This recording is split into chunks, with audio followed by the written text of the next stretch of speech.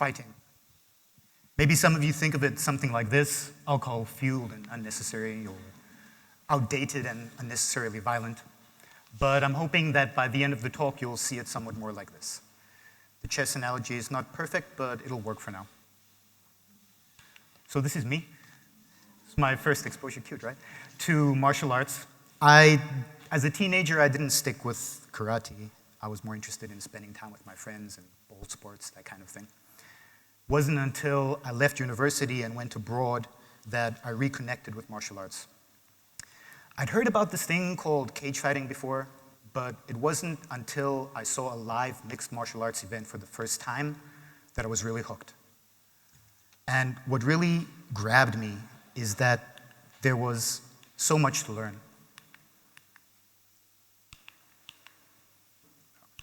It wasn't just hit harder, be tougher. It was hit in this way at this time to get this reaction in order to set up the next thing that you want to do. So in order to explain how something as seemingly simple as fighting could really be so complex, I'd like to tell you the story about the origins of judo.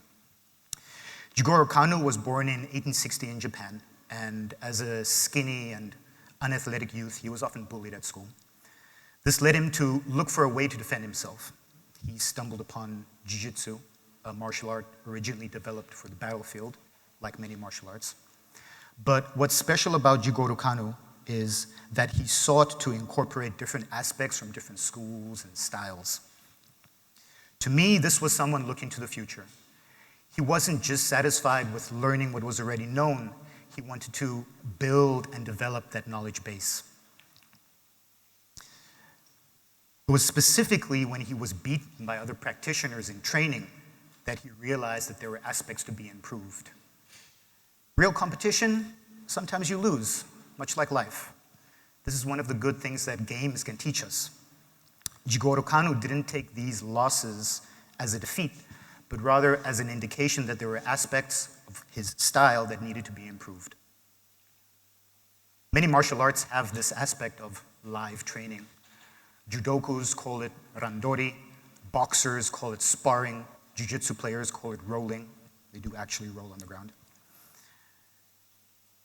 And there's a caveat to this because the striking arts come with an extra bit of caution because of the risk of brain trauma. Despite what my childhood hero, Rocky, might say, it's totally about not getting hit. This is great advice for life, but terrible advice for boxing. So do your absolute best not to get hit, but do practice what you're learning. It's specifically this live training aspect that helped Jigoro Kano develop his system. How do you know something works unless you try it against someone who's trying to stop you? Martial arts is theory, but also practice. Live sparring is the litmus test for any kind of theory. This is why boxing is often called the sweet science. There have been uncountable experiments of what works and what doesn't work when two people try to hit each other.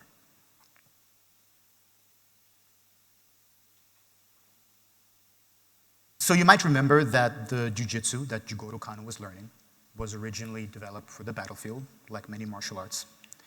And while it might not seem that relevant anymore to be preparing soldiers for war, I think that many of the character-building aspects that people often associate with martial arts come through its practice, the actual doing.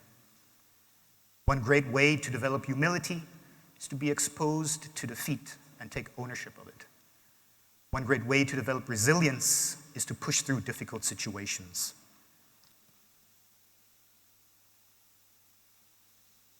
So back to the judo story, which now becomes the Brazilian jiu-jitsu story. Many years later, a young man named Hilo Gracie, not so young in this picture, but you know what I mean, would be learning Jigoro Kano's judo. He, like his predecessor, was a physically unimposing youth. And because of that, he developed many techniques to focus on leverage and timing rather than strength or speed. He also incorporated many ground-based aspects not before seen in judo. He and his brothers so changed the art that it eventually became what we today call Brazilian Jiu-Jitsu. So this thing called fighting is a lot like chess. It takes strategy and tactics. But also, both players move at the same time, and you've got different pieces available to each of you. Oh, and you've got different moves available to each of you.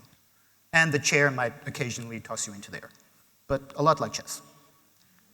I think it's important to note that this thing we call fighting is not a fixed compendium of knowledge.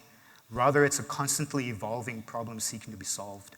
We've been doing it in an organized way since ancient Greece, and we've been learning all the time. But never before have we seen the scale of competition that we see today, where various mixed martial arts organizations bring together fighters from all around the world to exchange knowledge and ideas. Brazilian Jiu-Jitsu has seen an increase and spread of competition, paralleled by clickers that don't work, paralleled by an increase in knowledge and teaching. It's fair to say that today we know more than ever before in history about what works and what doesn't work in the fighting arts. When global communities of practitioners come together to grow the knowledge base of the art, there's development like never before seen in history. This, for me, is the most fascinating and interesting aspect of martial arts. To be able to learn from a centuries-old, but also constantly developing and growing body of knowledge. And also being able to put into practice those things that I've learned. So this is an invitation to not forget valuable practices from the past, but to also embrace the future. Thank you.